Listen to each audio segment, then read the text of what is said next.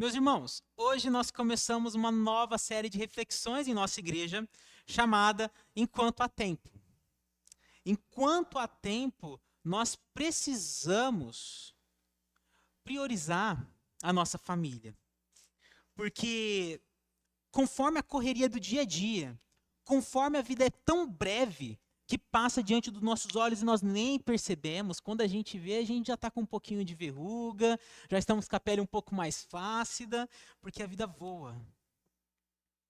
E as Escrituras querem nos ensinar que, enquanto há tempo, nós precisamos priorizar, precisamos cuidar daquilo que verdadeiramente importa, que é o nosso tempo familiar.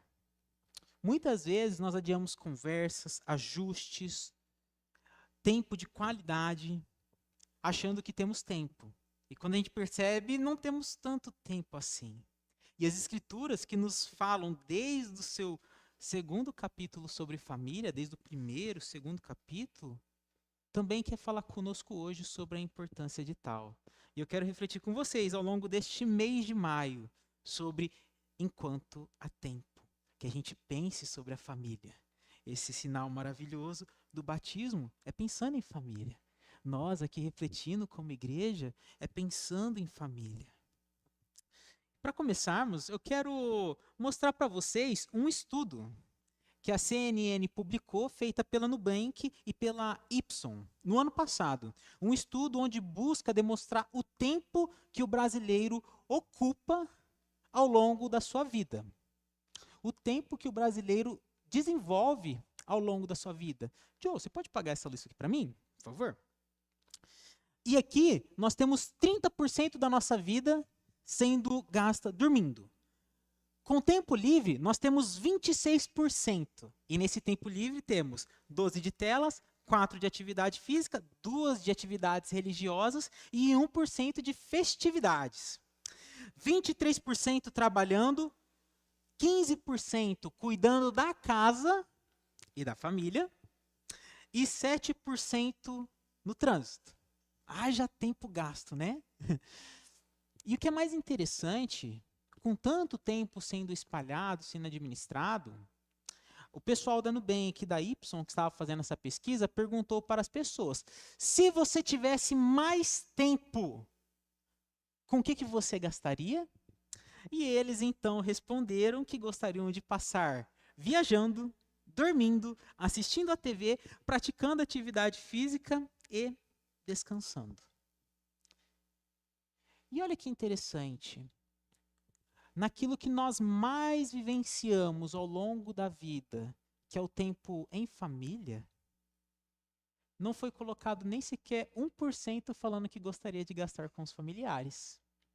Quando nós vemos o tempo que as pessoas já dispõem no dia a dia, 15% é para atividade de casa e tempo com a família. Se nós entendermos que cuidar da casa leva tempo, a gente tem 7,5% para cada um. E o nosso tempo livre, vou voltar só para vocês conseguirem ver, o nosso tempo livre é de 26%. 12% é gasto em smartphones, em telas. Quase o mesmo tempo que nós investimos na nossa família. Quase o mesmo tempo que nós investimos em nossos relacionamentos no lar. E tudo isso nos dá um sinal de alerta.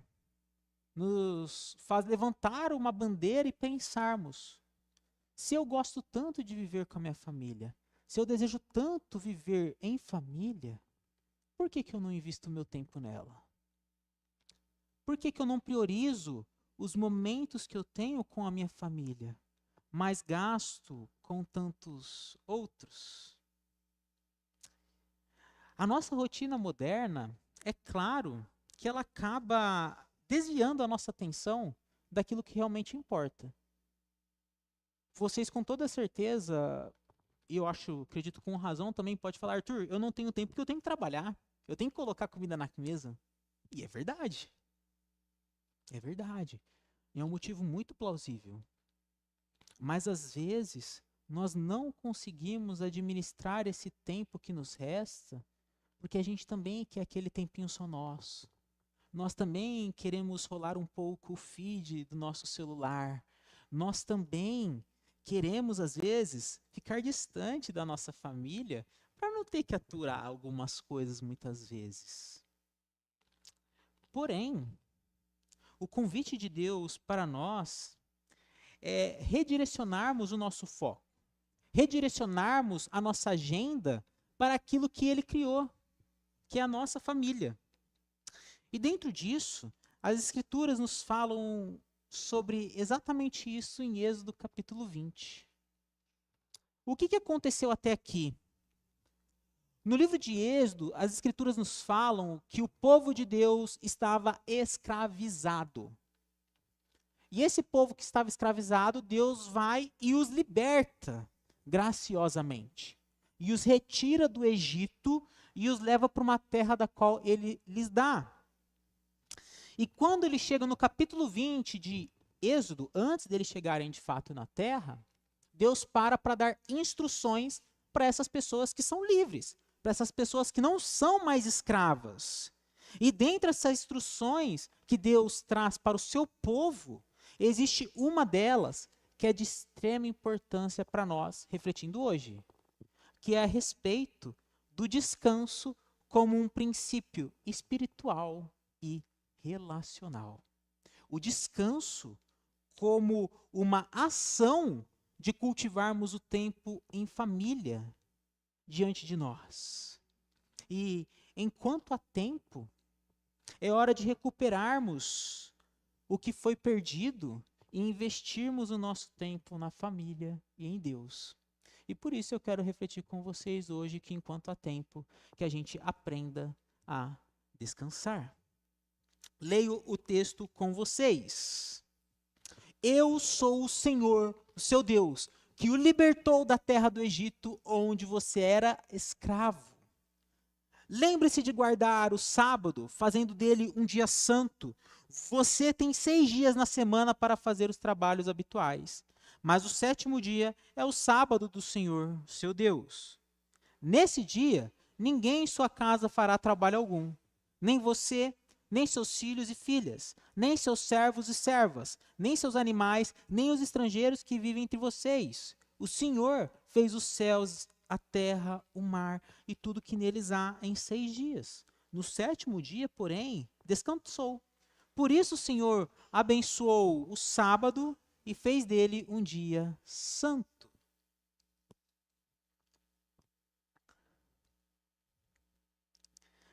Vejo primeiro com vocês que nós precisamos aprender a descansar, porque o descanso pertence a Deus. O descanso pertence ao Senhor. E por isso nós precisamos aprender a descansar. Porque observe o versículo 11, onde menciona: por isso o Senhor abençoou o sábado e fez dele um dia santo. E o que isso tem a ver para cada um de nós? Quando nós pensamos o descanso como algo que pertence a Deus, nós vemos que Deus descansou e primeiro nos traz um princípio de que é necessário parar. Deus, ele criou tudo nos 6 dias e no 7º dia ele parou para contemplar. Então, o descanso começa como um princípio da qual Deus nos ensina. Mas além disso, o descanso é um dia santo. E a palavra santo significa separado. E esse dia que é separado, Deus fala que ele abençoa esse dia. E esse dia que Deus abençoa é um dia onde há providência. Passo a explicar. Se vocês repararem no texto de Gênesis, conforme ele for mencionando até o 6º dia, em nenhum momento vai falar que Deus santificou e abençoou. Em nenhum momento. Fala que Deus viu que tudo era bom.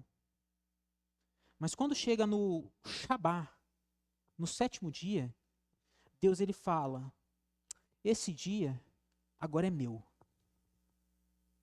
eu estou santificando, eu estou separando esse dia e tomando para mim. E ao tomar esse dia para mim, eu estou trazendo todas as minhas bênçãos nesse dia que me pertence. E esse dia agora que me pertence, vocês, nós, seres humanos, somos chamados a entrarmos no dia do Senhor. O domingo não é um dia onde nós administramos. O domingo é um dia onde nós entramos no dia do Senhor, porque Deus tomou para si esse dia e o abençoou.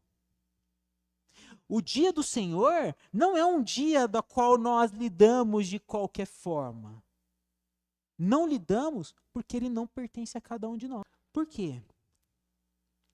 Nós olhamos para o povo no Egito, o povo de Israel que Deus está dando a lei dele, e aquele povo estava acostumado a trabalhar de segunda a segunda. Não tinha folga. Não havia tempo para eles relacionarem um com os outros. Não havia tempo para chegar em casa, tirar o sapato que devia estar com um chulezinho e conversar. Não tinha tempo. Era chegar em casa, comer, dormir, porque amanhã tinha mais. E quando Deus liberta esse povo e passa a dar instruções para as pessoas livres, ele fala: vocês não vão trabalhar todos os dias. Vocês não vão se matar de exercer o seu ofício todos os dias, porque um desses dias eu tomei para mim. E nesse dia, vocês são meus convidados. Nesse dia, eu sou o anfitrião e vocês adentram na minha presença, a fim de descansarem e serem abençoados. E se é um dia onde Deus é o anfitrião, nós não fazemos nada a não ser aquilo que o anfitrião nos orienta. Ora, quem de nós é convidado para ir na casa de alguém e chega mexendo no armário da pessoa? Ninguém. A gente fica com tanto medo que a gente até pede desculpa por sentar no sofá da pessoa. Ou dá licença. Quando Deus ele toma o dia para si e nos convida a entrar, ele está falando: eu vou fornecer tudo que vocês precisam nesse dia. Apenas venham. Apenas entrem no meu descanso. E ao fazer isso, Deus ele começa a dar lógica para aquele povo que até antes era escravo e agora é liberto, falando que a vida não se resume apenas a produzir. A vida não se resume a trabalhar, trabalhar, trabalhar como se não houvesse amanhã. E Deus ele toma um dia para si e descansa como princípio para demonstrar isso para nós. E por que nós temos tanta dificuldade de entendermos que o domingo é um dia do Senhor, não é um dia nosso? Porque nós queremos ter o controle de tudo. Porque nós queremos administrar tudo que nós fazemos. Nós queremos lidar como o domingo como nós lidamos com os outros 6 dias da semana. Nós não queremos que Deus comande um dia totalmente para Ele. Porque Deus não sabe o que nós temos que entregar amanhã na segunda-feira de trabalho. Deus não sabe o que nós temos que fazer nessa semana. Eu não consigo parar no dia do Senhor. E essa é uma lógica que Deus ele quer quebrar ao dizer que esse dia não pertence a nós. E por esse dia não pertencer a nós, nós temos que entender que o descanso pertence a Deus. Além do descanso pertencer a Deus, o descanso é para pessoas livres. Já repararam nisso? Biblicamente falando, a única pessoa que consegue descansar é uma pessoa livre, porque o povo era escravo no Egito. O povo não era liberto. E aquilo que Deus diz para o povo é: vocês eram escravos, mas eu lhes libertei. E por vocês serem pessoas livres, não estarem presas a nenhuma estrutura, a não estarem presas em nenhum lugar, vocês podem descansar.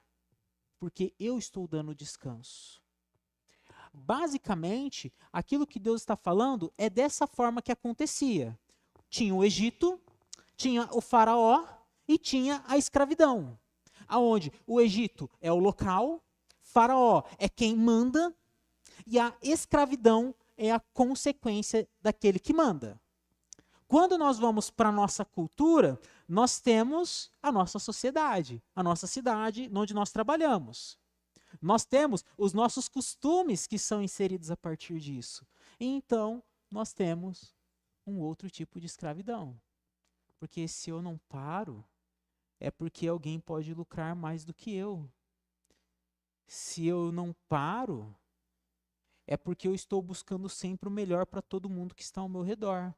Mas se eu não paro, como que eu invisto tempo naquilo que verdadeiramente importa, que é a minha família? Se eu não consigo parar. E se eu não consigo parar, talvez seja porque eu ainda sou escravo. Talvez não escravo dos nossos trabalhos.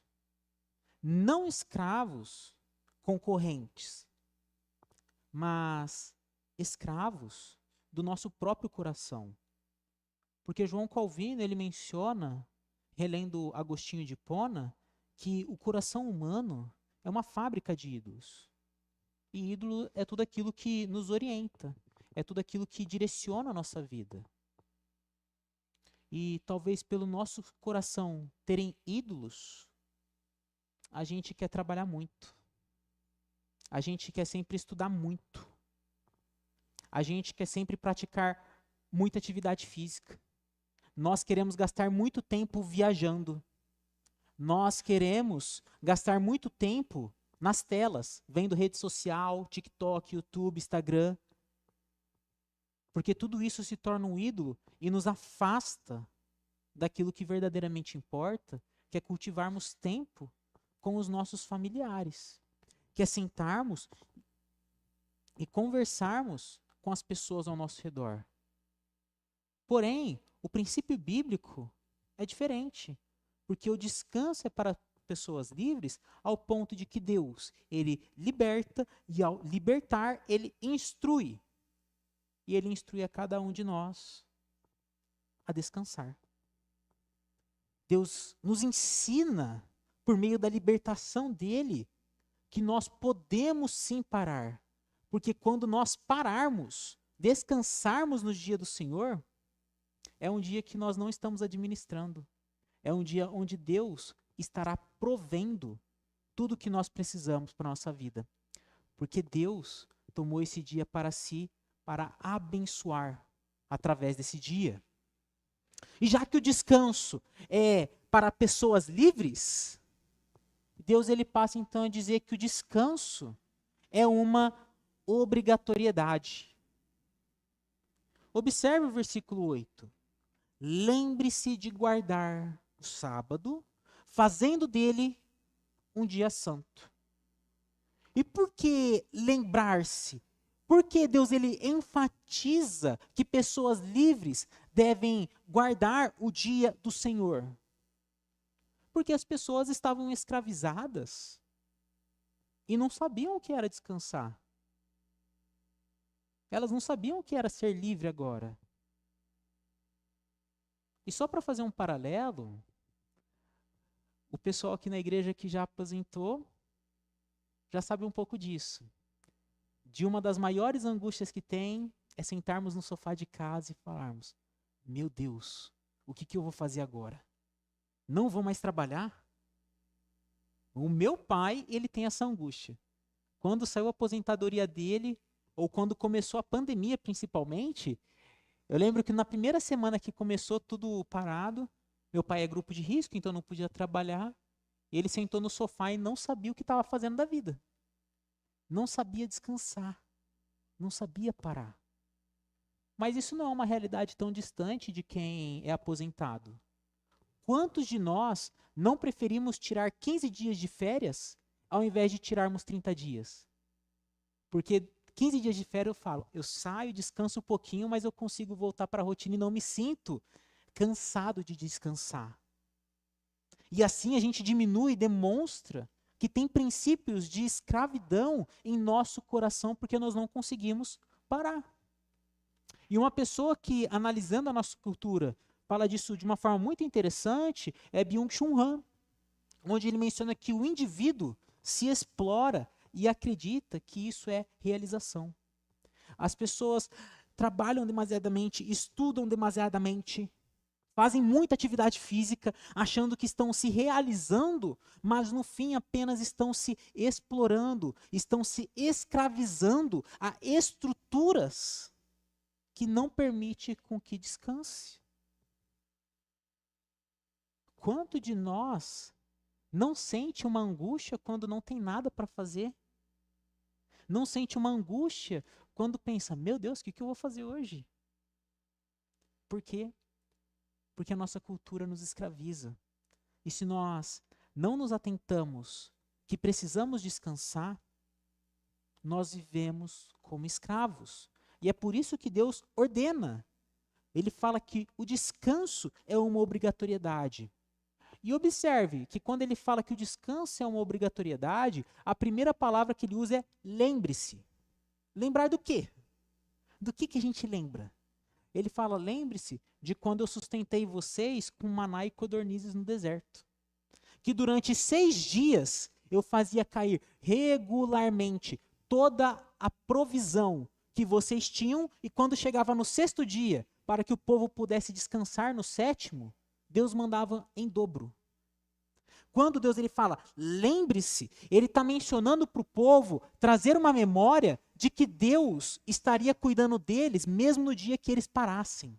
De que Deus estaria sustentando eles mesmo quando eles não trabalhassem, porque Deus estaria providenciando para todos aqueles que entram no descanso do Senhor. Para todos aqueles que entram por meio da fé no descanso de Deus, existe a providência e por isso nós podemos parar. Nós podemos descansar. E além de haver providência, Deus ele diz para o povo que deveriam fazer o dia santo. Eles deveriam imitar a forma como Deus separou um dia para si, e nós separarmos o domingo, o dia do Senhor, como um dia consagrado para vivenciarmos diante de Deus, para adentrarmos no descanso do Senhor. É colocarmos na nossa agenda do celular, ou se você faz de papel, uma lista gigante que vai desde a hora que você acorda até a hora que você vai dormir, que é dia do Senhor. É um dia que eu não tenho, é um dia que eu entro. Nesse dia que eu entro, é um dia que eu entro porque eu sou uma pessoa liberta por Deus. E é um dia que eu sou obrigado, de certa forma, a entrar, porque se fosse por mim, eu estaria me escravizando constantemente sem parar. E a essas pessoas que têm como obrigatoriedade, elas guardam o dia do Senhor e entram nele, a fim de que, como Peter menciona e eu já falei, descansar era lembrar que o ser humano, como parte da ordem criada por Deus, era totalmente dependente do Criador. Quando nós entramos no dia do Senhor e cessamos todas as nossas atividades, nós estamos falando que eu dependo de Deus. Deus cuida de mim. Deus providencia para a minha vida. E eu confio em Deus. Porque conforme nós cantamos, Tu és fiel, Senhor. Ó Pai Celeste, pelo Senhor ser fiel, eu entro e descanso no dia do Senhor. E por quê? Porque o descanso é para cultivar relacionamentos. O descanso é para cultivar relacionamentos. Versículo 9.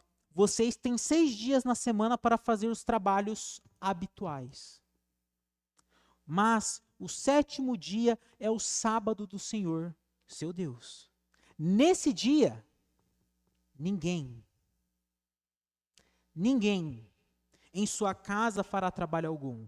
Nem você, nem seus filhos e filhas, nem seus servos e servas, nem seus animais, nem os estrangeiros que vivem entre vocês. Vocês já pararam para perceber por que Deus fala que não é para ninguém trabalhar nesse dia? Se ninguém trabalha, o que vai ficar fazendo? Dormindo? Não. Vai investir na vida um do outro. Quando Deus ele manda as pessoas pararem de trabalhar, todo mundo que está ao redor, é para que nesse momento as pessoas possam investir o seu tempo na vida de todos aqueles que estão ao seu redor. E ao investir tempo na vida de todos aqueles que estão ao seu redor, eles possam desfrutar daquilo que Deus criou, que é a família. Possam ter um tempo de profundidade, onde eu não me preocupo com o meu trabalho, porque eu estou no dia que Deus criou e é um dia que Deus providencia para a minha vida. E se Deus providencia para a minha vida, eu posso, de um irmão e de uma irmã minha, tomar um café tranquilo, sem me preocupar que eu tenho que trabalhar. Porque Deus providencia para a minha vida, porque eu estou guardando o dia da qual o Senhor abençoou. Eu estou descansando naquilo que Deus tem me instruído. E esse descanso, ele é para cultivar relacionamentos de forma que Deus menciona. Trabalhos habituais, eles devem ser cessados, devem ser parados esses trabalhos no dia do Senhor. E o que são esses trabalhos? Esses trabalhos são tudo aquilo que exige a nossa atenção ou dedicação excessiva. É tudo aquilo que eu me concentro especificamente para fazer isso, eu não consigo mais parar.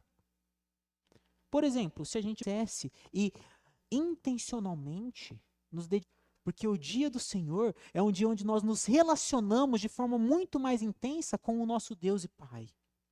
E a partir de Deus o Pai sendo o nosso alicerce do dia do Senhor, a gente consegue investir tempo na nossa... Deus providenciará.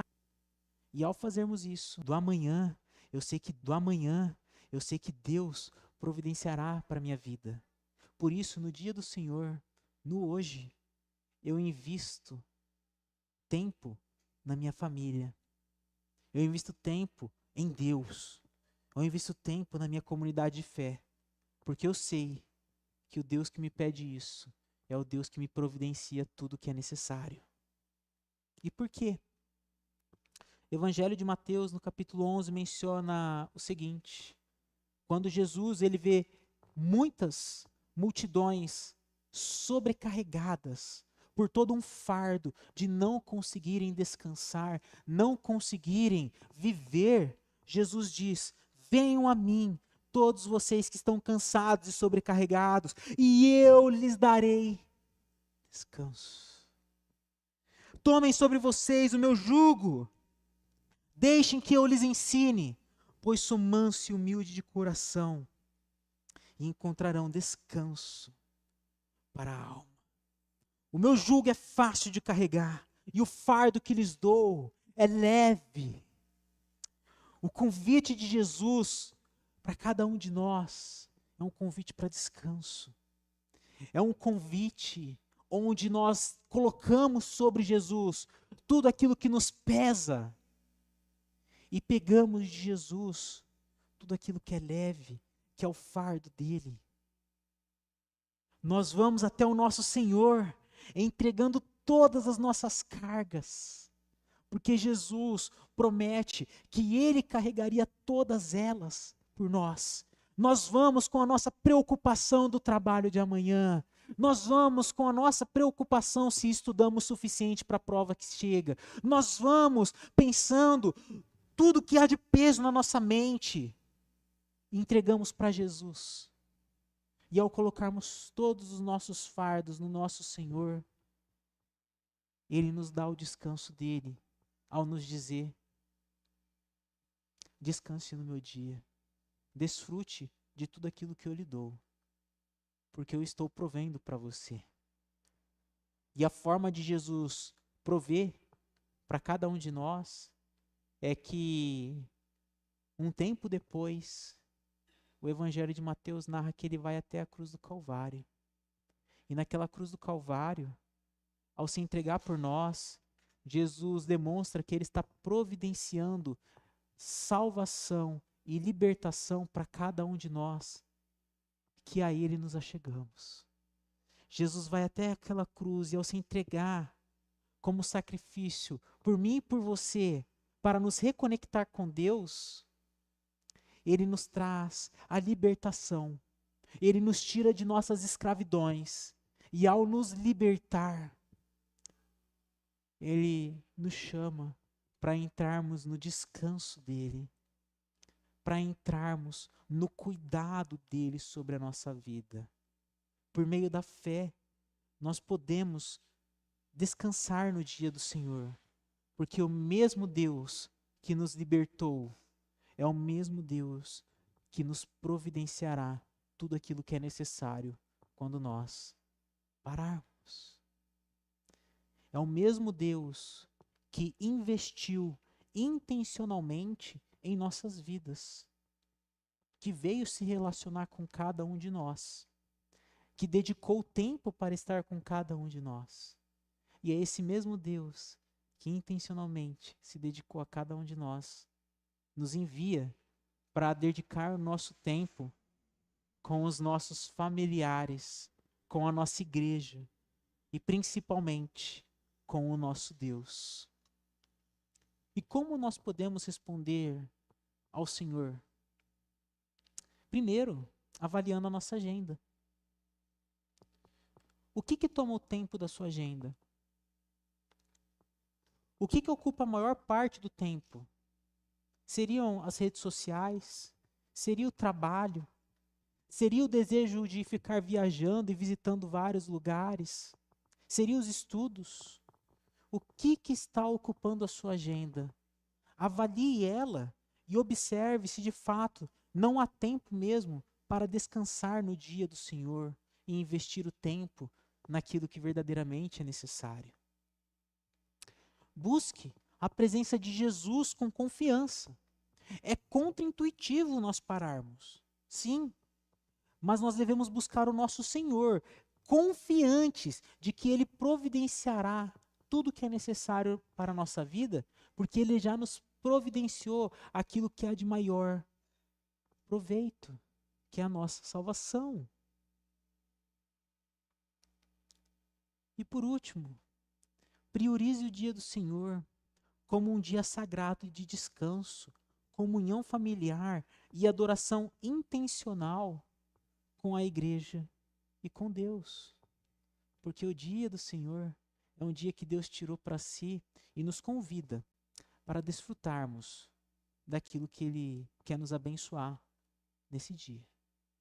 É um dia de bênçãos, é um dia santificado por Deus. E enquanto há tempo, que a gente aprenda a descansar para investirmos tempo em relacionamentos da qual Deus deseja. Vamos orar, meus irmãos?